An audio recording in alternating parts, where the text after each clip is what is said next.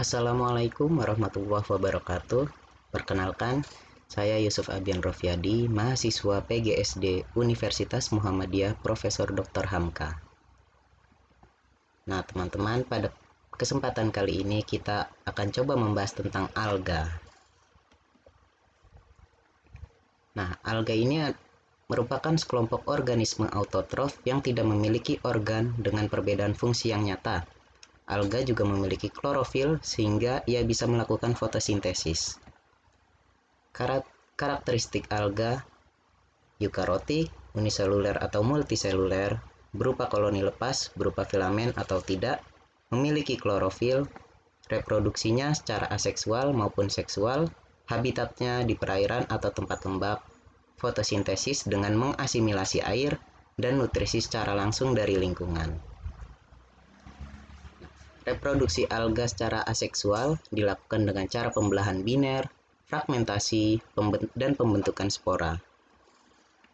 Lalu untuk reproduksi secara seksual dilakukan dengan cara isogami dan juga oogami. Nah, habitat alga. Alga ini dapat dibedakan menjadi dua berdasarkan cara hidupnya, yaitu neuston, ia hidup mandiri dengan cara melayang-layang di air, dan juga bentik, ia hidup dengan cara menempel dengan organisme lain. Bentik ini dikelompokkan menjadi 4. Nah, yaitu epilitik, epipalik, epifitik, dan juga epizoik. Berdasarkan habitatnya di perairan, alga ini juga dikelompokkan menjadi 4 kelompok. Yang pertama, subaerial, lalu interidal, dan sublitoral, dan yang terakhir adalah edafik. Nah, alga dapat diklasifikasikan berdasarkan dominansi pigmennya, yaitu ada alga coklat, alga merah, alga keemasan, diatom, dan juga alga hijau. Alga coklat. Alga coklat ini berbentuk tegak, bercabang, dan berukuran raksasa, memiliki kloroplas tunggal, cadangan makanan berupa karbohidrat, memiliki pigmen coklat yang dominan, dan menghasilkan gamet yang motil. Nah, manfaat alga coklat ini dapat dimanfaatkan sebagai bahan makanan, pelapis kapsul dan tablet obat, lalu untuk pembuatan obat antibakteri, antitumor, dan mengatasi gangguan kelenjar, juga sebagai pupuk dan sebagai penghasil bioetanol dan biodiesel. Lalu ada alga merah. Yaitu uniseluler, hidup di laut hangat, mengandung klorofil A, D, dan phycoerythrin, menghasilkan selulosa sebagai bahan utama dinding selnya.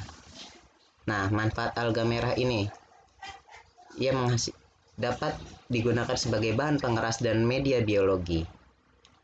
Lalu alga merah juga sebagai bahan pengental es krim dan mustard. Alga kemasan, hidup di air tawar maupun air laut. Uniseluler mengandung klorofil A, B, dan karotin. Dinding sel mengandung selulosa, cadangan nutrisi, dan minyak.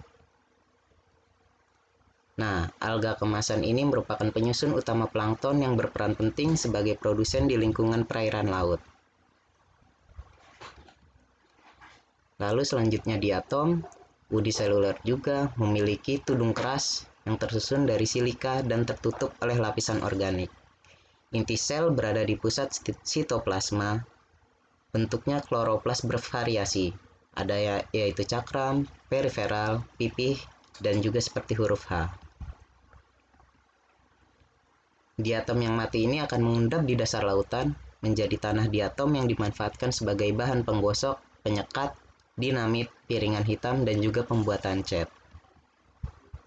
Nah, yang terakhir ini ada alga hijau.